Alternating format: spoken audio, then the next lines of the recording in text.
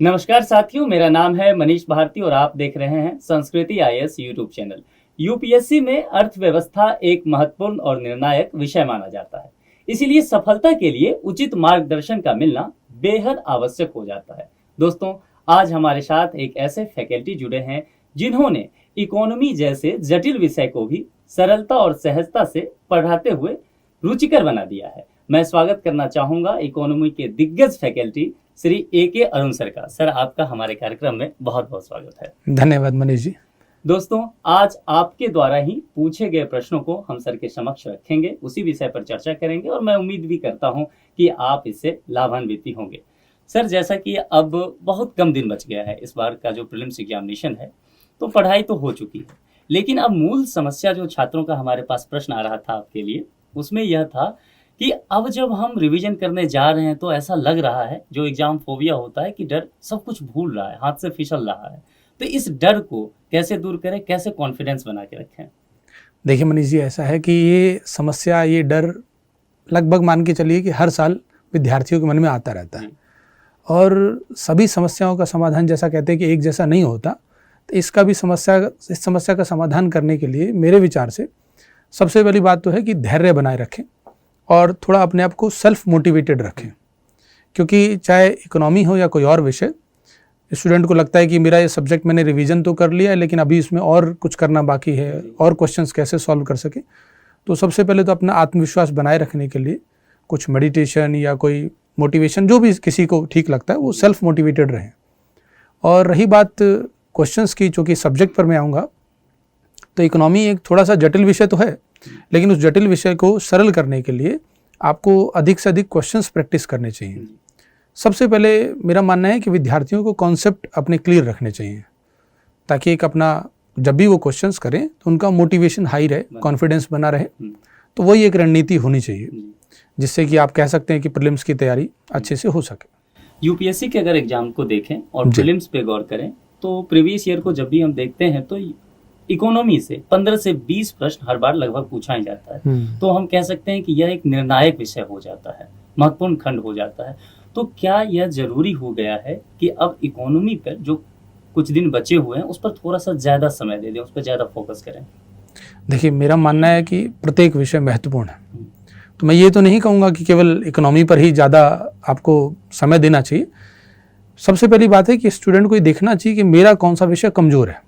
कुछ विद्यार्थी होते हैं जिनको लगता है कि हमारा इकोनॉमी विषय अच्छा है, हमने अच्छी से तैयारी कर ली है, तो उस पर उनको कम समय देना होगा। और किसी का अगर वो विषय कमज़ोर रह गया तो उस पर ज़्यादा समय देना होगा। तो मुझे लगता है कि एक बैलेंस अप्रोच यहाँ पे महत्वपूर्ण रहेगी।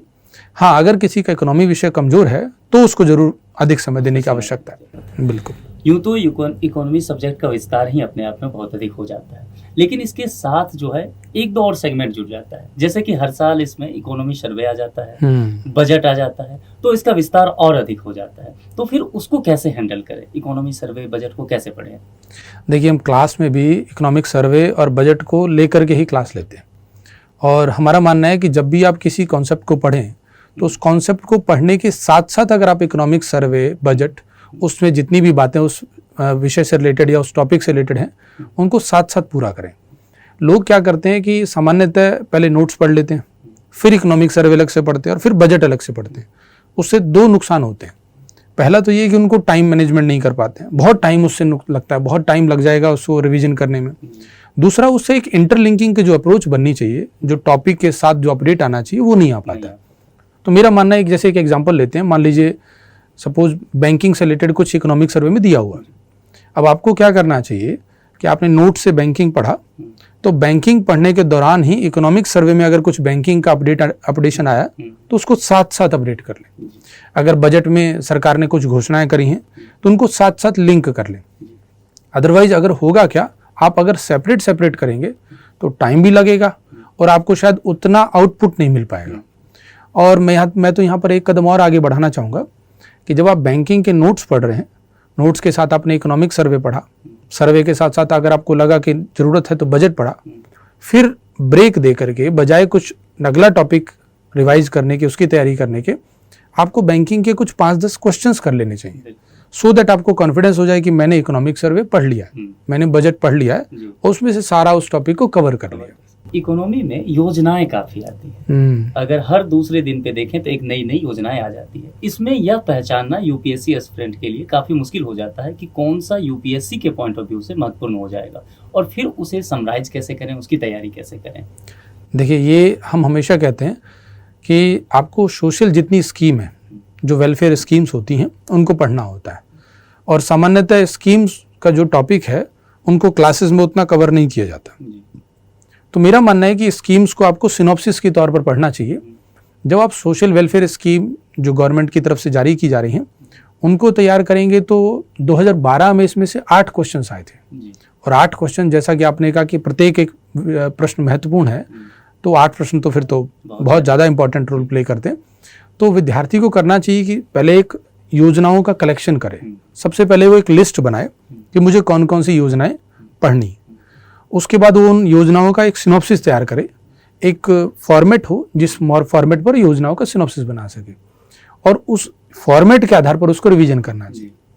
योजनाओं में एक खास बात है मनीष जी, ध्यान देने वाली बात, वो ये कि प्रत्येक योजना में कुछ तथ्य छुपे होते हैं। सामान्यतः क्या होता है, हम किसी भी विषय में कॉन्सेप्ट समझ लेते हैं और वो आसानी से याद भी रहता है क्योंकि कॉन्सेप्ट है, आपने समझ लिया, आपको रटना नहीं पड़ेगा। योजनाओं में कभी कभी कुछ तथ्यात्मक बातें आती हैं, जैसे फॉर एग्जांपल के लिए किस योजना को कौन सा मंत्रालय या विभाग संचालित करता। तो हमने इसके लिए प्रयास किया, संस्कृति आईएएस की पूरी टीम के सहयोग से हमने एक बुक बनाई है, मैं आपको दिखाना चाहूँगा।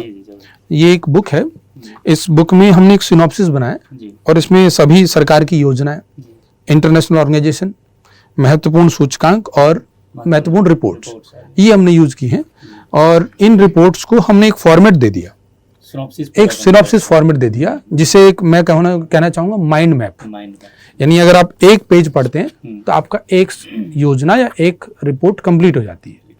और हमने उसके महत्वपूर्ण अंश को यूज किया है और विद्यार्थियों से इसका फीडबैक भी मैंने लिया, तो उनका कहना है कि सर ये बहुत अच्छा है।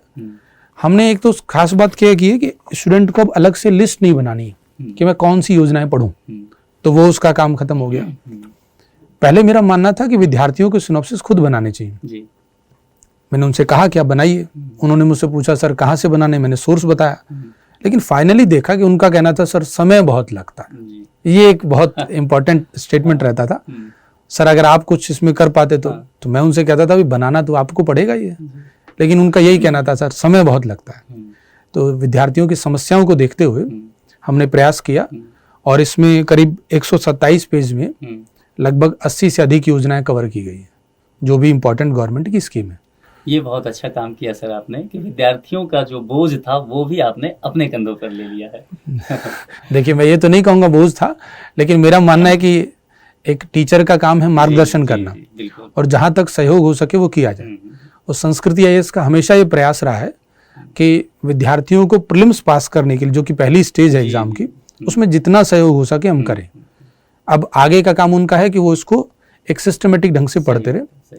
यदि स्टूडेंट इसके एक पेज को एक दिन में पढ़ते हैं, इसका मतलब उन्होंने एक योजना को कवर कर लिया। और उसमें चूंकि तथ्य हैं, तो मेरा मानना है वो एक एक पेज करके ही पढ़ें तो ज़्यादा बेहतर रहेगा, वो लॉन्ग टर्म तक उनको थोड़ा ध्यान भी रहेगा। समय कम है सर अब प्रीलिम्स का, और चूंकि पूरा रिवीजन भी करना है, इकोनॉमी अपने आप में एक वास्ट सब्जेक्ट है। अब यदि आप बता पाएं कि वो कौन कौन सा सेगमेंट होगा इकोनॉमी का, पढ़ना तो सब है, पढ़ भी लिए होंगे सभी लोग, लेकिन वो सारे टॉपिक जो बहुत ज़्यादा इंपॉर्टेंट है, जिसको यहाँ से 2-3 बार रिवीजन करके जाएं तो ज़्यादा बेहतर होगा, तो आपके नज़रिए से वो कौन कौन टॉपिक हो सकता है इकोनॉमी में? देखिए, हर साल हम पिछले वर्षों के अगर पेपर को देखा जाए, उनका एनालिसिस करने से पता चलता है कि कुछ 6-7 टॉपिक ऐसे हैं जहाँ से प्रीलिम्स में क्वेश्चन ज़्यादा आते हैं। और भी टॉपिक हो सकते हैं, लेकिन 6-7 ऐसे टॉपिक हैं। जैसे सबसे ज़्यादा क्वेश्चन जो हैं वो वित्तीय व्यवस्था से, फाइनेंशियल सिस्टम से मिलते हैं, जिसमें बैंकिंग का महत्वपूर्ण रोल रहता है। उसके अलावा आप देखेंगे कि मुद्रास्फीति, राजकोषीय घटनाक्रम जिसमें बजट शामिल हो जाता है, लोक वित्त वगैरह, फिर वैदेशिक क्षेत्र जिसमें बीओपी, विदेशी विनिमय दर, ये सब टॉपिक हैं। और जो अर्थव्यवस्था की तीनों आर्थिक क्षेत्र हैं, कृषि, उद्योग, सेवा क्षेत्र, वहाँ से सवाल रहते हैं लेकिन कम, क्योंकि उसकी जो हिस्सेदारी है वो मीन्स में ज़्यादा है। प्लस एक इम्पॉर्टेंट टॉपिक था जिसका मैंने अभी आपको जिक्र किया, वो था सरकार की योजनाएं, इंडेक्स, रिपोर्ट। उसका हमने जैसा पहले बताया मैंने आपको कि सिनॉप्सिस तैयार कर लिया है, तो वो एक महत्वपूर्ण सेगमेंट रहता है। इकोनॉमी जैसे सब्जेक्ट में करंट अफेयर्स अपना महत्वपूर्ण योगदान देता है। यूं तो करंट अफेयर्स का योगदान जो है प्रीलिम्स एग्जामिनेशन में काफ़ी अधिक हो गया है पिछले कुछ वर्षों में देखें, लेकिन आप इकोनॉमी के फैकल्टी हैं, तो कहाँ कहाँ फोकस करें, कहाँ से करंट अफेयर्स आते रहे हैं, आ सकता है, और उसको तैयार कैसे करें छात्र? देखिए, मेरा मानना है कि जैसा मैंने अभी आपको इकोनॉमिक सर्वे और बजट के बारे में बताया था, तो स्टूडेंट को कॉन्सेप्ट अगर वो पहले से तैयार कर ले, कॉन्सेप्ट उन्होंने अच्छे से पढ़े हों, उन्होंने क्लास नोट्स पढ़े हों, कोचिंग के द्वारा जो मटेरियल मिला है या उन्होंने सेल्फ स्टडी से किया हो, जो भी उन्होंने मटेरियल पढ़ा पहले उसको अच्छे से पढ़ ले। फिर उनको कोशिश ये करनी चाहिए थी कि हर दिन न्यूज़पेपर के द्वारा और हर महीने की मैगजीन वगैरह जो भी वो फॉलो करते हो, उससे उन्हें करंट अफेयर अपडेट करना चाहिए था। लेकिन अब चूंकि जैसा आपने कहा कि सर लास्ट टाइम है, अभी बहुत कम समय बचा है, तो मुझे लगता है कि अब उनको साल भर का करंट अफेयर अगर उन्होंने खुद कंपाइल किया है तो उसे पढ़ सकते हैं। अभी हाल ही में हमने भी करंट अफेयर की क्लासेस ली थी, संस्कृति आई, इसमें 150 से ज़्यादा घंटों की क्लासेस हुई, सभी अध्यापकों ने अपने अपने विषय की क्लास ली। उसकी भी क्लास हमारी एप्लीकेशन पर रिकॉर्डेड है और वो फ्री ऑफ कॉस्ट है, और उस ऐप को डाउनलोड करके आप उन क्लासेस को भी अगर कोई विद्यार्थी देखना चाहे तो सारा करंट अफेयर वो वहाँ से रिवाइज कर सकता है। हमारा मानना है कि करंट अफेयर का रोल होता है इकोनॉमी में, लेकिन ऐसा नहीं, घबराना नहीं है कि केवल करंट अफेयर ही आएगा। हमेशा करंट अफेयर के टॉपिक जो हैं वो प्रीलिम्स टॉपिक पर ही जो कॉन्सेप्ट हैं उन पर ही बेस्ड होते हैं। तो कोशिश करनी चाहिए कि अगर लगातार टच में रहे करंट अफेयर के तो बेहतर रहता है। ये बहुत अच्छा किया आपने बताया कि संस्कृति आईएएस का जो ऐप है उसे इंस्टॉल आप कर सकते हैं, और उस पर जो ये कक्षाएं हैं करंट अफेयर्स की वो फ्री ऑफ कॉस्ट है सभी छात्रों के लिए, जो संस्कृति आईएएस के स्टूडेंट हैं उनके लिए भी और जो नहीं है उनके लिए भी। तो वहां से अब कम समय है, आप वहां जाके जल्दी से रिवीजन कर सकते हैं, ये फायदेमंद हो जाएगा। एक बात और होती है कि एग्जाम से पहले जो चीजें हैं तैयारी कर ली, 1-1.5 साल की मेहनत कर रही, उसके बाद होता है कि वो 2 घंटे का समय जहां हमें जाके परफॉर्म करना है। लेकिन एग्जाम हॉल में जब हम जाते हैं, कई स्टूडेंट तो कहते हैं कि सर पूरा ब्लैंक हो गया, समझ ही नहीं आ रहा था कि क्या करें। तो वो 2 घंटे को कैसे मैनेज करें, उसके प्रेशर को कैसे संभालें? देखिए, उस 2 घंटे का प्रेशर एक यूनिक है जी। हम उसका एग्जैक्ट एटमॉस्फेयर क्रिएट नहीं कर सकते, और हम कितना भी अपने आप को प्रिपेयर कर ले, हम ये नहीं कह सकते वो सेम हमने माइंड प्रेशर क्रिएट कर लिया। लेकिन हाँ, प्रयास कर सकते हैं। और वो प्रयास कैसे होगा? हमारी सलाह रहती है विद्यार्थियों को कि वो ज़्यादा से ज़्यादा क्वेश्चन आंसर प्रैक्टिस करें, और क्वेश्चन आंसर जब वो प्रैक्टिस करेंगे तो उसी प्रेशर के नियर बाई वो पहुंच पाएंगे। उसके 2-3 तरीके हैं। पहला तो ये कि वो सब्जेक्ट वाइज क्वेश्चंस को हल करें, तो सब्जेक्ट पर उससे कमांड बनेगी, कॉन्फिडेंस बढ़ेगा। फिर दूसरा उनको करना चाहिए कि वो इंटरलिंकिंग अप्रोच के द्वारा सारे सब्जेक्ट को मिलाकर के, यानी 100 क्वेश्चंस का एक पेपर पूरा 2 घंटे में हल करें। इसके लिए भी हमने प्रयास किया था। एक प्रीलिम्स गाइडेंस प्रोग्राम संस्कृति इसके द्वारा शुरू किया गया था, जिसमें हम हर संडे को स्टूडेंट को कुछ क्वेश्चंस दे रहे थे। उन क्वेश्चंस पर उनको वही एग्जाम जैसा जो एटमॉस्फेयर क्रिएट करना होता है वो हम कर रहे थे। फिर भी मेरा मानना है कि कोचिंग कितना भी सहारा लगाए, विद्यार्थी को सेल्फ अटेंडेंस, सेल्फ प्रयास करना होता है। उसके लिए भी हमने एक प्रयास किया है, जैसा मैंने अभी आपको सिनॉप्सिस दिखाया, सिमिलरली एक प्रयास किया है। ये हमने 2 इकोनॉमी से रिलेटेड 2 बुकलेट निकाली थी। इसमें 1000 क्वेश्चंस की प्रैक्टिस कर सकते हैं, और इसमें हमने कोशिश करी है कि करंट अफेयर ओरिएंटेड क्वेश्चंस भी डाल दिए, जो पूरे वर्ष की करंट अफेयर है प्लस बेसिक कॉन्सेप्ट दोनों मिला के इसमें क्वेश्चंस हैं। इसमें सारे स्कीम वगैरह सब आ गए, सब तरह के क्वेश्चन इसमें, जो टॉपिक हम सोचते हैं कि इंपॉर्टेंट है प्रीवियस ईयर के एग्जाम को देखते हुए, वो 1000 क्वेश्चंस की प्रैक्टिस है। उसके पीछे आंसर की दी हुई है। उनको देख करके अगर विद्यार्थी चाहे तो अपना कॉन्फिडेंस बढ़ा सकता है, अपना मूल्यांकन भी कर सकता है। बिल्कुल। और इससे खास बात की जानकारी मिलती है कि अगर आपको लगता है कि मेरी तैयारी नहीं हो रही है, तो आपको उस टॉपिक का अंदाजा लग जाता है, मैं कहाँ कमजोर हूँ, अपनी कमजोरी पता चल जाती है। और एक और थी जो मुझे लगता है कि सब लोगों ने सॉल्व कर लेना चाहिए या कर लिया होगा, ये प्रीवियस ईयर के क्वेश्चंस की है। इसमें पिछले वर्षों के हमने क्वेश्चंस डाले हैं, और प्रीवियस ईयर के क्वेश्चन इसलिए इंपॉर्टेंट होते हैं, इससे यूपीएससी की ओरिजिनल भाषा पता चलती है कि आपको यूपीएससी की भाषा कैसी आएगी। जो आपने कहा ना कि सर 2 घंटे का वो प्रेशर, उसमें 2-3 बातें थी। प्रश्नों की भाषा कैसे होगी, कौन से टाइप के प्रश्न आते हैं, उसके ऑप्शंस कैसे होते हैं, हमें वो प्रेशर झेल पाएंगे कि नहीं। इन सब के लिए विद्यार्थी को ज़्यादा से ज़्यादा मॉक टेस्ट देना चाहिए, टेस्ट सीरीज सॉल्व करनी चाहिए। उसके लिए ज़रूरी नहीं है कि वो कोचिंग में जाके करे, वो घर पे भी कर सकता है अगर सेल्फ डिसिप्लिन है तो। आपने भाषा की बात की सर, हिंदी माध्यम में खास करके भाषा को लेकर के समस्या बनी रहती है, प्रीलिम्स एग्जामिनेशन में भी देखा जाता है। तो हिंदी माध्यम में अगर प्रश्न आता है और कुछ प्रश्न अनुवाद बहुत खराब होते हैं यूपीएससी के, तो उसको कैसे निपटे एग्जाम हॉल में, कैसे समझा जाए, उस प्रश्न का सही मीनिंग कैसे निकाला जाए? देखिए, आपने बहुत इंपॉर्टेंट प्रश्न पूछा है। मेरा मानना है कि लगभग विद्यार्थी से हर साल 5 प्रश्न इस वजह से गलत हो जाते हैं क्योंकि अनुवाद क्लिष्ट था, भाषा क्लिष्ट थी।